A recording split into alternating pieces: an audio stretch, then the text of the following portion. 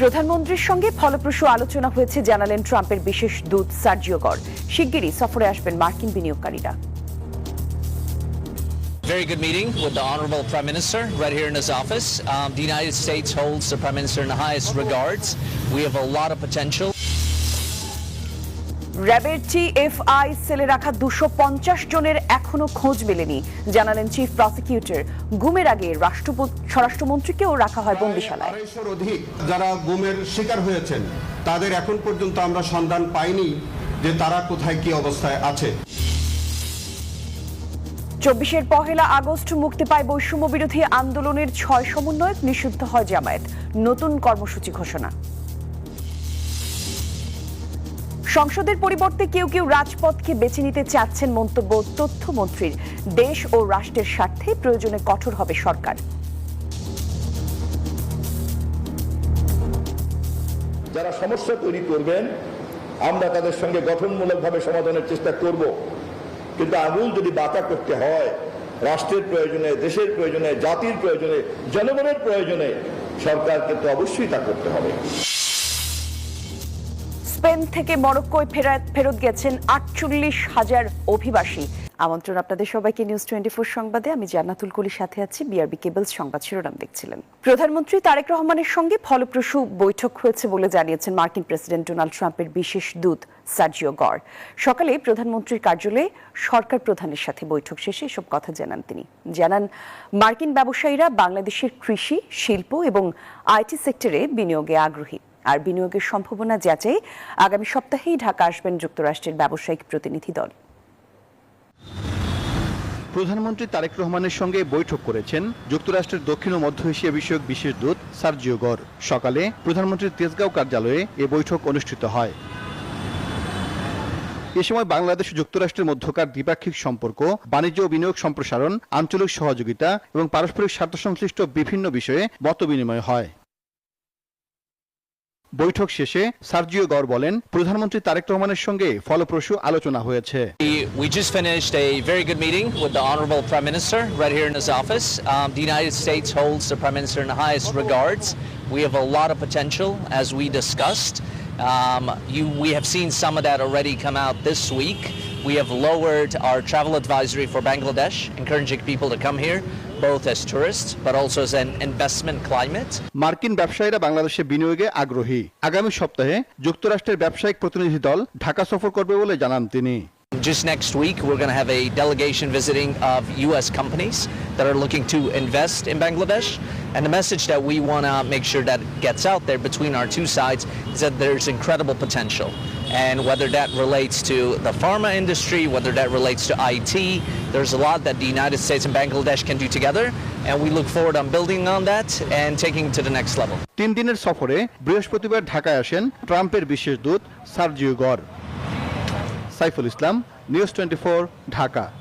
ট্রাইব্যুনালের ইতিহাসে এই প্রথম মামলার নথিপত্র আর সাক্ষীর জবানবন্দির গণ্ডি পেরিয়ে অপরাধের ভয়াবহতা স্বচক্ষে দেখতে র্যাবের গোপন বন্দিশালা পরিদর্শন করেছেন বিচারপতিরা। চিফ প্রসিকিউটর বলেন, গুম এবং মানবতা বিরোধী অপরাধের বিচার আরও স্বচ্ছতার জন্যই এই উদ্যোগ। টিএফআই সেলে আটক অন্তত 250 জনের এখনো কোনো সন্ধান মেলেনি। সকালে র্যাবের গোপন বন্দিশালায় টিএফআই সেল পরিদর্শন শেষে সাংবাদিকদের এসব কথা বলেন। অন্ধকার আর প্রচন্ড গরম, পুরো ভুতুড়ে এক পরিবেশ, যেন কবরের আরেক রূপ। এখানে দিনের পর দিন আটকে রাখা হতো নিরীহ নিরপরাধ মানুষকে, করা হতো নির্মম পাশবিক নির্যাতন। এটি রাজধানীর উত্তরায় র্যাব 1-এর অধীনস্থ একটি আয়নাঘরের দৃশ্য, যেখানে গুম করে রাখা হয়েছিল বর্তমান স্বরাষ্ট্রমন্ত্রী সালাউদ্দিন আহমদ ও বর্তমান সংসদ সদস্য ব্যারিস্টার আরমান সহ অনেক আওয়ামী শাসনামলের বিরোধী রাজনৈতিক নেতাকে। শনিবার র্যাবের গোপন বন্দিশালা পরিদর্শনে আসেন আন্তর্জাতিক অপরাধ ট্রাইব্যুনাল 1-এর 3 বিচারপতি, প্রসিকিউশন টিম, আসামি পক্ষের আইনজীবী, গুমের শিকার ভুক্তভোগী পরিবার। চিফ প্রসিকিউটর জানান, আন্তর্জাতিক মান বজায় রেখে গুম ও মানবতা বিরোধী অপরাধের বিচার আরও স্বচ্ছতার সাথে করার জন্যই আয়নাঘর পরিদর্শন করেছেন তারা। এই আয়নাঘরটি কি, এটি কত নির্মম একটি টর্চার সেল ছিল সেটি জাতির সম্মুখে তুলে ধরার জন্য এবং আমাদের বিচারে আমাদের মাননীয় বিচারপতি মহোদয়গণ শুধু আমাদের কথা বা কাগজে, সেই বিষয়টি যাতে বিবেচনা না রেখে তারা সরজমিনে যাতে পরিদর্শন করে সেটি বিচারে এটার প্রয়োগ করতে পারেন, সেই কারণে আমাদের এই উদ্যোগটা নেওয়া হয়েছিল। আরও জানান, হত্যা করা হয়েছে অনেককেই। গুমের শিকার অন্তত 250 জনের বেশি মানুষের সন্ধান পাওয়া যায়নি। এই গোপন বন্দিশালার মাধ্যমে আওয়ামী লীগ ফ্যাসিবাদ কায়েম করেছে। সংশ্লিষ্ট কাউকেই ছাড় দেয়া হবে না। আমরা এখন পর্যন্ত গুম খুনের শিকার প্রায় 250-র অধিক যারা গুমের শিকার হয়েছেন তাদের এখন পর্যন্ত আমরা সন্ধান পাইনি। আয়নাঘরকে অসত্য বলে দাবি করেন আসামি পক্ষের আইনজীবীরা। যে শব্দটি বলা হয়েছে Aynaghor is not correct. TFI is not a particular place, এটা কোনো সুনির্দিষ্ট স্থান নয়, এবং RAB was not responsible for that. RAB was only responsible for giving secretarial job. আগামী শনিবার ক্যান্টনমেন্টে ডিজিএফআই এর কার্যালয়ের ভেতরের জেআইসি সেল পরিদর্শন করবেন ট্রাইব্যুনালের বিচারক ও prosecution team. Mahmud Hasan, news 24, Dhaka. ইতিহাসের সৃষ্টিতে হঠাৎ মন নেয়া 2024 সালের 1 আগস্ট, জুলাই আন্দোলনের রক্তাক্ত দিনগুলোর পর নতুন মাসের প্রথম সকাল। কিন্তু বাতাসে তখনও বারুদের গন্ধ, রাজপথে ক্ষোভ আর মানুষের চোখে অনিশ্চয়তা। সেদিন একের পর এক ঘটনার সাক্ষী হয় বাংলাদেশ। ডিবি হেফাজত থেকে মুক্তি পায় আন্দোলনের 6 সমন্বয়ক। নিষিদ্ধ ঘোষণা করা হয় জামায়াত ইসলামী এবং ইসলামী ছাত্র শিবিরকে। সন্ধ্যায় ঘোষণা আসে আন্দোলনের নতুন কর্মসূচি। এ নিয়ে বিস্তারিত রিপোর্ট করেছেন আমাদের সহকর্মী মাহমুদ হাসান। ক্যালেন্ডারে নতুন মাসের প্রথম দিন 1 আগস্ট, কিন্তু বাস্তবে যেন জুলাই এখনো শেষ হয়নি। রাজধানী থেকে জেলা শহর সবখানেই ছিল টানটান উত্তেজনা। দাবি আদায়ে ছাত্র জনতার আন্দোলনে উত্তাল রাজপথ। মানুষের প্রশ্ন একটাই, এরপর কি? দুপুর গড়াতেই আসে বহুল প্রতীক্ষিত খবর। ঢাকা মহানগর গোয়েন্দা পুলিশের হেফাজত থেকে মুক্তি দেয়া হয় বৈষম্য বিরোধী ছাত্র আন্দোলনের 6 সমন্বয়ককে। কয়েকদিনের অনিশ্চয়তা শেষে হস্তান্তর করা হয় পরিবারের কাছে। এই মুক্তিকে আন্দোলনকারীরা দেখেন নতুন করে রাজপথে ফেরার সাহস হিসেবে। একই দিনে তৎকালীন আওয়ামী লীগ সরকার নির্বাহী আদেশে বাংলাদেশ জামায়াত ইসলামী, ইসলামী ছাত্র শিবির এবং তাদের অঙ্গ সংগঠনগুলোকে নিষিদ্ধ ঘোষণা করে। সেই সিদ্ধান্ত মুহূর্তেই দেশের রাজনৈতিক অঙ্গনে নতুন বিতর্কের জন্ম দেয়। আন্দোলনের উত্তপ্ত প্রেক্ষাপটে এই ঘোষণা হয়ে ওঠে জাতীয় আলোচনার অন্যতম কেন্দ্র।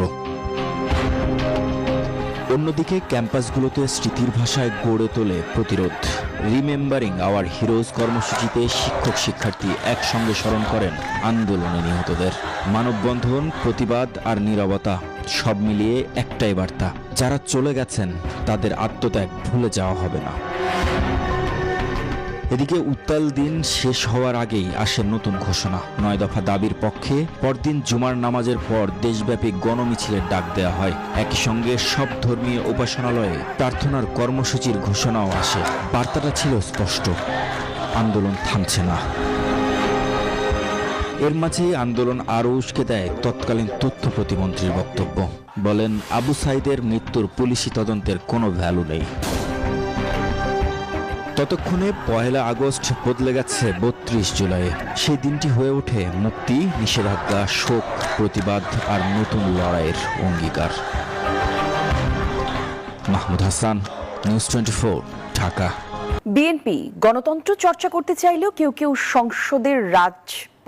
সংসদের পরিবর্তে রাজপথকে বেছে নিতে চাচ্ছেন বলে মন্তব্য করেছেন তথ্য এবং সম্প্রচার মন্ত্রী জহিরুদ্দিন স্বপন। বলেন, দেশ এবং রাষ্ট্রের স্বার্থে প্রয়োজনে কঠোর হবে সরকার। ফ্যাসিবাদের ছোবলে ক্ষত বিক্ষত বাংলাদেশকে পুনর্নির্মাণের জন্য বর্তমান বিএনপি সরকার প্রতিজ্ঞাবদ্ধ বলে জানিয়েছেন মুক্তিযুদ্ধ বিষয়ক মন্ত্রী আহমেদ আজম খান। জাতীয় প্রেস ক্লাবে এক অনুষ্ঠানে এসব কথা বলেন সরকারের 2 মন্ত্রী। দীর্ঘ 15 বছরের ফ্যাসিবাদ ও জুলাই গণ অভ্যুত্থান নিয়ে জাতীয় প্রেস ক্লাবে আলোকচিত্র প্রদর্শনীর আয়োজন করে আমরা বিএনপি পরিবার ও বাংলাদেশ ফটো জার্নালিস্ট অ্যাসোসিয়েশন। অনুষ্ঠানে বক্তারা বলেন, গণ অভ্যুত্থানকে কলুষিত না করে 71 ও জুলাইকে সঙ্গে নিয়েই গণতান্ত্রিক বাংলাদেশকে এগিয়ে নিতে হবে। জুলাই গণ অভ্যুত্থানকে শুধু 13 মাসে আন্দোলন হয়েছে না, জুলাই গণ অভ্যুত্থানের পরবর্তী হয়েছে 16 বছরের আন্দোলনের মধ্য দিয়ে, যা চূড়ান্ত পরিণত হয়েছে জুলাই আগস্টে এসে। আমরা সবাই মিলেমিশে এই দেশটা গড়ি। আমরা সবাই মিলেমিশে যেভাবে স্বৈরাচার উৎখাত করেছি যেভাবে শেখ হাসিনার সরকার আমাদের ঘাড়ে চেপে বসেছিল, আমরা সবাই মিলে তাকে উৎখাত করেছি। আর কখনো যাতে ফ্যাসিবাদ মাথাচাড়া দিতে না পারে সেজন্য সরকার প্রতিজ্ঞাবদ্ধ বলে জানান মুক্তিযুদ্ধ বিষয়ক মন্ত্রী। আমরা সকলে নিরন্তর চেষ্টা করছি যে ফ্যাসিবাদের ছোবলে ক্ষত বিক্ষত বাংলাদেশকে পুনর্নির্মাণ করবার জন্য, আর সেই পুনর্নির্মাণ করবার জন্য আমরা প্রতিশ্রুতিবদ্ধ। বিরোধী দলের সাম্প্রতিক নানা কর্মকাণ্ডের সমালোচনা করে তথ্য ও সম্প্রচার মন্ত্রী জহিরুদ্দিন স্বপন বলেন, প্রয়োজনে কঠোর হতে পিছপা হবে না সরকার। এখন আমাদের কাজ হলো দেশ গড়ার দায়িত্ব। যারা সমস্যা তৈরি করবেন আমরা তাদের সঙ্গে গঠনমূলকভাবে সমাধানের চেষ্টা করব, কিন্তু আঙুল যদি বাঁকা করতে হয় রাষ্ট্রের প্রয়োজনে, দেশের প্রয়োজনে, জাতির প্রয়োজনে, জনগণের প্রয়োজনে, সরকারকে তো অবশ্যই তা করতে হবে। অনুষ্ঠানে দেশের স্বার্থে কোনো ধরনের চক্রান্তে লিপ্ত না হয়ে স্বৈরাচার বিরোধী আন্দোলনের সব শক্তিকে একসাথে কাজ করার আহ্বান জানান আলোচকরা। বদরুল আলম শাওন, নিউজ 24, ঢাকা। পুষ্টিহীনতা, অল্প বয়সী বিয়ে এবং সঠিকভাবে মাতৃদুগ্ধ না দেওয়ার কারণেই শিশুরা হাম, ডেঙ্গু সহ নানা রোগে আক্রান্ত হচ্ছে বলে মন্তব্য করেছেন স্বাস্থ্য এবং পরিবার কল্যাণ মন্ত্রী সর্দার মোহাম্মদ সাখাওয়াত হোসেন বকুল। সকালে বিশ্ব মাতৃদুগ্ধ সপ্তাহ উপলক্ষে রাজধানীর জাতীয় বার্ন ইনস্টিটিউটে এক অনুষ্ঠানে এসব কথা বলেন তিনি। মায়েদের প্রতি নবজাতককে জন্মের পরপরই শাল দুধ এবং 6 মাস পর্যন্ত শুধু মাতৃদুগ্ধ খাওয়ানোর আহ্বান জানিয়ে তিনি বলেন, শুধু দিবস পালন নয়, সারা বছর শহর থেকে গ্রাম পর্যন্ত সচেতনতা ছড়িয়ে দিতে হবে। মন্ত্রী বলেন, দেশের প্রতি সত্যিকারের মমত্ববোধ থাকলে মায়েদের শপথ নিতে হবে যেন কোনো শিশুকে মাতৃদুগ্ধ থেকে বঞ্চিত করা না হয়। তাহলেই ভবিষ্যৎ প্রজন্ম হবে সুস্থ, সবল এবং কর্মক্ষম। প্রিভেন্টিভ সাইডে যদি আমরা এখন থেকে মনোনিবেশ না করি, we shall be in a failure stage to keep a very good human society for carrying our country. সড়কে শৃঙ্খলা ফেরাতে আজ থেকে সব গণপরিবহনে জিপিএস ডিভাইস সংযোজন এবং সচল রাখা বাধ্যতামূলক করেছে সরকার। আর এই উদ্যোগের লক্ষ্য পরিবহনের চলাচল নিয়ন্ত্রণ, রুট ব্যবস্থাপনা এবং সড়কে শৃঙ্খলা ফেরানো। সরকারি নির্দেশনা অনুযায়ী জিপিএস সংযুক্ত এবং সচল না থাকলে কোনো গণপরিবহনের নতুন নিবন্ধন, ফিটনেস সনদ প্রদান বা নবায়ন করা হবে না। আর এই বিষয়ে পরিবহন মালিক এবং সংশ্লিষ্ট প্রতিনিধিদের প্রয়োজনীয় প্রস্তুতি নেয়ার আহ্বান জানিয়েছে বাংলাদেশ সড়ক পরিবহন কর্তৃপক্ষ। অর্ধশত কোটি টাকা ব্যয় নির্মিত শ্রীমঙ্গলের বিসিক শিল্পনগরী স্থানীয় শিল্পায়ন এবং কর্মসংস্থান সৃষ্টির লক্ষ্য নিয়ে 2019 সালে উদ্বোধন হলেও 7 বছরে একটি ছাড়া নতুন কোনো শিল্প কারখানা গড়ে ওঠেনি সেখানে। ফলে প্রকল্পের সম্ভাবনা থাকা সত্ত্বেও প্রত্যাশিত শিল্পায়ন এবং কর্মসংস্থান এখনও বাস্তবায়িত হয়নি। আমাদের সহকর্মী শেখ সিরাজুল ইসলাম সিরাজের পাঠানো তথ্যচিত্র ডেস্ক রিপোর্ট। শ্রীমঙ্গলের উত্তরসুর এলাকায় 20 একর জমিতে 2019 সালে প্রায় 50 কোটি টাকা ব্যয় করে গড়ে তোলা হয় বিসিক শিল্পনগরী। নির্মাণ করা হয় 121টি প্লট সহ প্রয়োজনীয় অবকাঠামো। 7 বছর পরও একটি প্রতিষ্ঠান ছাড়া আর কোনো শিল্প কারখানা চালু হয়নি। অব্যবহৃত প্লট জুড়ে জন্মেছে আগাছা, রাস্তায় গজিয়েছে ঘাস। 121টি প্লটের মধ্যে 62টি বরাদ্দ দেয়া হলেও অধিকাংশ বরাদ্দপ্রাপ্ত উদ্যোক্তার কোনো দৃশ্যমান কার্যক্রম নেই। দ্রুত শিল্প কারখানা চালু না হলে সরকারের এই বড় বিনিয়োগের সুফল মিলবে না বলছেন স্থানীয়রা। আশা করি আগামীতে আরো প্লট মালিকরা এখানে ঢুকলে বিষয়গুলো পরিত্যক্ত অবস্থা থেকে আরো বের হয়ে আসবে। গ্যাস, কারেন্টের সমস্যা সবকিছু মিলে তারপরে আমি এখান থেকে চিন্তা করলাম পরে করবো না। এই মুহূর্তে প্লট বরাদ্দ চলমান আছে এবং সম্পূর্ণ বরাদ্দ প্রক্রিয়া শেষ হয়ে এটি সূচকভাবে মর্মে বিসিক কর্তৃপক্ষ জানিয়েছে। উদ্যোক্তাদের দাবি, প্লটের উচ্চ মূল্য, গ্যাস বিদ্যুতের সংকট ও প্রশাসনিক জটিলতায় বিনিয়োগে আগ্রহ কমছে। দীর্ঘদিন যাবৎ অব্যবস্থাপনার কারণে এবং মানুষের অনাগ্রহের কারণে এই পরিত্যক্ত প্রায়। কেয়ারটেকাররা জানান, জনবল ও নিরাপত্তা সহ নানা সংকট রয়েছে। বিসিকে যে প্লটগুলো বরাদ্দর রেট বেশি, যার জন্য কুটির শিল্পর যত উদ্যোক্তা আছে তারা আসতে চাইতেছে না। বিসিক কর্তৃপক্ষ বলছে 62টি প্লট বরাদ্দ দেয়া হয়েছে। যারা প্লট বরাদ্দ নিয়েছে তাদেরকে আমরা যেন কাজ শুরু করে, এই ব্যাপারে আমরা অফিসিয়ালি কাজ করে যাচ্ছি যেন তারা কাজ শুরু করে। আর নতুন যারা প্লট বরাদ্দ নিচ্ছে তাদের কাছ থেকে আমরা সেই কমিটমেন্টই নিয়ে প্লট বরাদ্দ দিচ্ছি যেন তারা যেন কাজ প্লট বরাদ্দ পাওয়ার পর যেন কাজ শুরু করে। দ্রুত উদ্যোগ না নিলে কর্মসংস্থান ও স্থানীয় শিল্পায়নের সম্ভাবনা আরও পিছিয়ে পড়বে এমন আশঙ্কা সংশ্লিষ্টদের। Desk report, news 24। যশোরের শার্শা উপজেলায় নিজামপুর ইউনিয়নে 2015 সালে মা এবং শিশুদের জন্য প্রায় 4.5 কোটি টাকা ব্যয়ে নির্মিত হয় 10 শয্যা বিশিষ্ট হাসপাতাল। নির্মাণের 11 বছর পেরিয়ে গেলেও মেলেনি চিকিৎসা সেবা। স্বাস্থ্যসেবা থেকে বঞ্চিত উপজেলার 4টি ইউনিয়নের লাখ লাখ মানুষ। স্বাস্থ্য অধিদপ্তর এবং পরিবার পরিকল্পনা অধিদপ্তরের টানাপোড়েনে এই বিলম্ব হচ্ছে বলে জানান সংশ্লিষ্টরা। বকুল মাহবুবের পাঠানো তথ্যচিত্রের ডেস্ক রিপোর্ট। 2015 সালে 10 শয্যার হাসপাতালটির নির্মাণ কাজ শেষে সংশ্লিষ্ট কর্তৃপক্ষের কাছে হস্তান্তর করে ঠিকাদার প্রতিষ্ঠান। নির্মাণের 11 বছরেও শুরু হয়নি সেবাদান।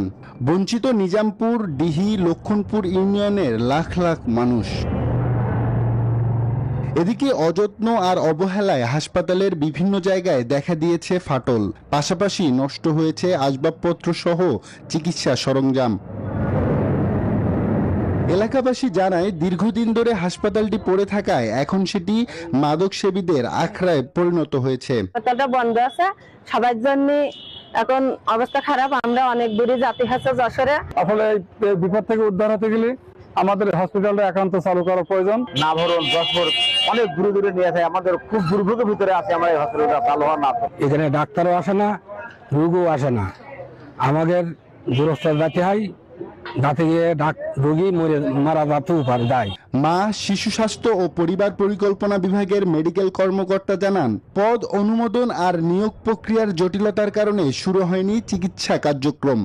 এটি চালু করতে গেলে আসলে আমাদের এই মুহূর্তে ওখানে যে সেবাদান কর্মী আছে, বিশেষ করে চিকিৎসক, FWV এবং অন্যান্য যে সাপোর্টিং স্টাফ আছে, দ্রুত নিয়োগ প্রয়োজন।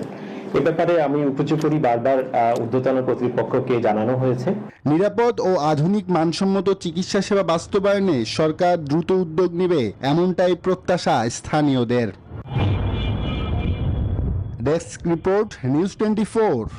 প্রশাসনের বিভিন্ন সময় নিষেধাজ্ঞাকে উপেক্ষা করে নড়াইল সরকারি বালিকা উচ্চ বিদ্যালয়ে চলছে কোচিং বাণিজ্য। শিক্ষার্থীরা জানান, শ্রেণীকক্ষে মানসম্মত পাঠদান হয় না, কিন্তু কোচিং করলে দেয়া হয় সাজেশন, আর তাতেই ভালো ফলের নিশ্চয়তা মেলে। এদিকে বিদ্যালয়ের পরিত্যক্ত ভবনে চলছে পাঠদান কার্যক্রম।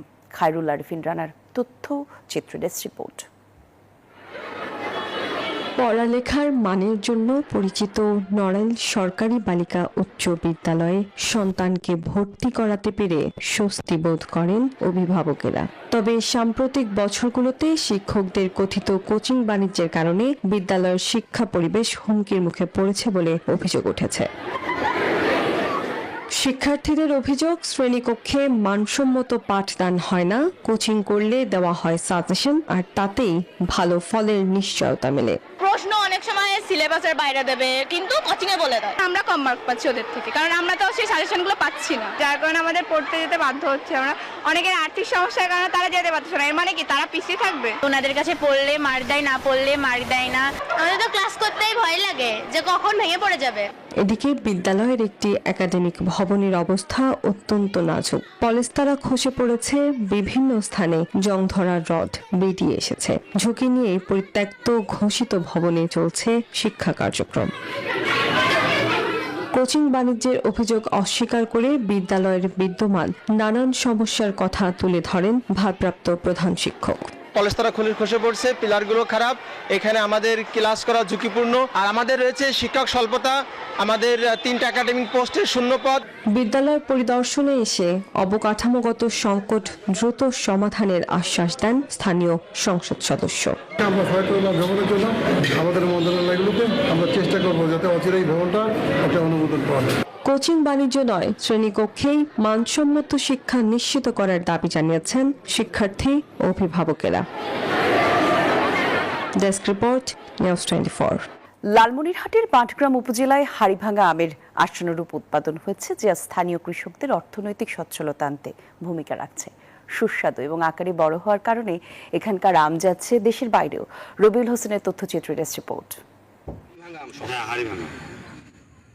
রংপুরের সুস্বাদু জনপ্রিয় আম হাড়িভাঙা দেশ ও বিদেশের বাহিরে ব্যাপক চাহিদা থাকায় দ্রুত শেষ হয়ে যায় এ আম। তবে কয়েক বছর ধরে রংপুরের পাশাপাশি বাজারে কদর বেড়েছে লালমনিরহাটের ধরলা নদীর তীরে চাষ হওয়া হাড়িভাঙা আম। এখানে তো কম আছে, মানে খাতা 126 ক্যারেট। চাষিরা জানান রংপুরের হাড়িভাঙা আম শেষ হওয়ার সাথে সাথেই নতুন করে হাড়িভাঙা আমের বাজার ধরে লালমনিরহাটের আম। গতবারের থেকে অনেক বেশি ফলন এবং আমের দাম ভালো থাকায় ওনারা এবার মোটামুটি ভালোই লাভবান হয়েছে।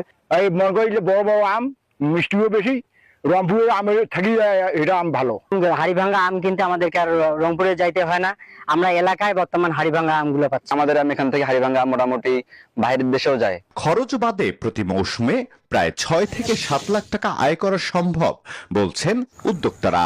প্রতি বছরে প্রায় এই বাগানটি 9 থেকে 10 লক্ষ টাকা বিক্রি করা হয়। এখানে গাছ কাটিং থেকে শুরু করে স্প্রে এবং সার প্রয়োগ প্রতি বছরে প্রায় 2 থেকে 2.5 লক্ষ টাকা খরচ হয়ে যায়। জিআই পণ্য হাড়িভাঙা আমের উৎপাদন বৃদ্ধিতে কাজ করছে কৃষি বিভাগও। কৃষকদেরকে উদ্বুদ্ধ করছে যারা তরুণ, যারা এখনো বেকার রয়েছেন, তারা যেন হাড়িভাঙা আমের এই বাগানগুলো সৃজন করতে পারেন এবং নিজেদেরকে কৃষি উদ্যোক্তা হিসেবে প্রতিষ্ঠিত করতে পারেন। কৃষি বিভাগের তথ্য অনুযায়ী জেলায় প্রতি বছর প্রায় 400 হেক্টর জমিতে এই আমের বাণিজ্যিক চাষ হচ্ছে। Desk report, news 24। সরকার নির্ধারিত কেজিপ্রতি 6 টাকা 75 পয়সা হিমাগার ভাড়ায় আলু সংরক্ষণ করে পরিচালনা ব্যয় মেটানো সম্ভব নয়, আর যার জন্য কেজি প্রতি আলুর মূল্য 9 টাকা 62 পয়সা উন্নীত করার দাবি করেছে বাংলাদেশ কোল্ড স্টোরেজ অ্যাসোসিয়েশন। শনিবার রাজধানীর বাংলাদেশ কোল্ড স্টোরেজ অ্যাসোসিয়েশন এক সংবাদ সম্মেলনে এসব কথা বলেন। আর সংগঠনটি দাবি করে যদি সরকার 9 টাকা 62 পয়সা না করতে পারে তবে তা যেন 6 টাকা 75 পয়সার নিচে না নামে। এ সময় সংগঠনের সভাপতি বলেন, বিদ্যুৎ বিল 18% বৃদ্ধি সহ শ্রমিকের মজুরি, ব্যাংক ঋণের কিস্তি এবং অন্যান্য পরিচালনা ব্যয় বেড়েছে, আর তাই বাস্তবতা বিবেচনায় নিয়ে হিমাগারে আলু সংরক্ষণে ভাড়া যৌক্তিকভাবে সমন্বয় করতে হবে। 2025 সালে হিমাগার সীমা আলুর সঙ্গে নিমিত্ত সরকার কর্তৃক নির্ধারিত কেজি প্রতি ভাড়া 6 টাকা 75 পয়সা থেকে কমানোর দাবিতে চাপ সৃষ্টি করে যে আইনের দৃষ্টিতে এবং হিমাগার পরিচালনা সংশ্লিষ্ট সকল ব্যয় বৃদ্ধির আলোকে গ্রহণযোগ্য ও যুক্তিযুক্ত নয় বলে প্রতিমনে হয়। নিরাপত্তা বাহিনীর কড়া টহলের মুখে সিউতায় অনুপ্রবেশকারী 49,000 অভিবাসী মরক্কোতে ফিরে গেছেন বলে দাবি স্পেনের। সিউতায় প্রবেশের সময় স্থলে এবং সমুদ্র পথে প্রাণ হারিয়েছেন অন্তত 57 জন। চলমান সংকটকে দেশের আঞ্চলিক অখণ্ডতার লঙ্ঘন বলে উল্লেখ করেছেন স্পেনের প্রধানমন্ত্রী পেদ্রো সানচেজ। ইউরোপীয় ইউনিয়নের এক তারাহাল ক্রসিং খুলে দেওয়া হয়েছে। এই ক্রসিং দিয়ে অনুপ্রবেশকারীদের মরক্কো ফেরত পাঠাচ্ছে নিরাপত্তা বাহিনী। মাত্র 24 ঘন্টায় মরক্কো থেকে স্পেনের সেউতায় প্রবেশ করে অন্তত 60,000 অভিবাসী। তবে ভাগ্য সহায় হয়নি তাদের, উল্টো সমুদ্রে ডুবে সীমান্তে পদদলিত হয়ে প্রাণ গেছে অনেকের। ভালো জীবনের আশায় আমরা এসেছিলাম, কিন্তু এখানে শুধু ক্ষুধা আর দুর্দশা পেয়েছি। আমার মায়ের কাছে স্পেন যেতে চেয়েছিলাম, এখন সব রাস্তা বন্ধ। স্পেনের প্রধানমন্ত্রী পেদ্রো সানচেজ বলেছেন এটি অভিবাসী সংকট নয়, বরং সীমান্ত আইন লঙ্ঘন। এতে ঘটনায় জড়িত মানব পাচারকারী চক্র ও উস্কানিদাতাদের আইনের আওতায় আনার হুঁশিয়ারি দিয়েছেন তিনি। এই সংকটের জন্য স্পেনের শিথিল আইন ও দুর্বল সীমান্ত ব্যবস্থাপনাকেই দুষছেন মার্কিন প্রেসিডেন্ট ডোনাল্ড ট্রাম্প। শিথিল আইন ও দুর্বল সীমান্ত ব্যবস্থাপনায় এমন পরিস্থিতির জন্ম দিয়েছে। উদারনৈতিক রাজনীতি কখনোই সফল বয়ে আনে না। শুধু সেউতা নয়, স্পেনের আরেক স্বায়ত্তশাসিত অঞ্চল মেলিয়াতেও অনুপ্রবেশ ঠেকাতে মরিয়া স্পেনের সীমান্ত রক্ষীরা। নীরব দাস, নিউজ 24।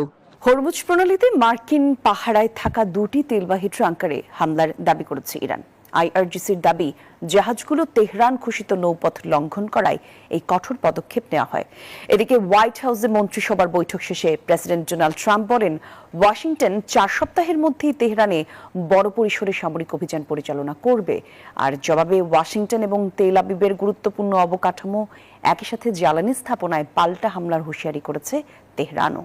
আর এই ছিল নিউজ 24 সংবাদের আপডেট। সঙ্গে ছিলেন যারা। ধন্যবাদ সবাইকে।